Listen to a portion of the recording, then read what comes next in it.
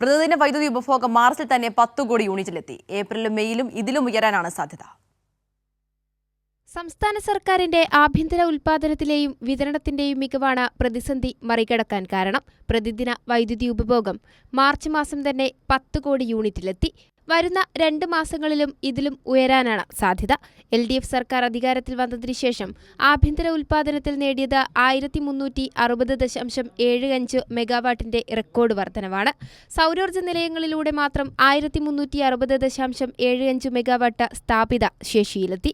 2024-25 സാമ്പത്തിക വർഷത്തിൽ ദ്യുതി 2 പദ്ധതി വഴി ലൈൻ നിർമ്മാണം, ട്രാൻസ്ഫോമർ ലൈനുകളുടെ ശേഷി വർദ്ധിപ്പിക്കൽ, റീകണ്ടക്ടറിംഗ് ഉൾപ്പെടെ 705 കോടിയുടെ പ്രവർത്തനം പൂർത്തിയാക്കി. 3 വർഷം കൊണ്ട് ദീർഘകാല പ്രസരണ വികസനത്തിനായി 400 kV സബ്സ്റ്റേഷൻ ഉൾപ്പെടെ 30 സബ്സ്റ്റേഷൻ പൂർത്തിയാക്കി. സ്കാഡ സംവിധാനത്തോടെ 6 220 kV സബ്സ്റ്റേഷനുകളും പൂർത്തീകരിച്ചു. പ്രസരണ ശൃംഖലയ്ക്ക് പുറത്തുനിന്നും 4455 മെഗാവാട്ട് വൈദ്യുതി എത്തിച്ച് വിതരണം ചെയ്യാനുള്ള ശേഷിയുണ്ട്.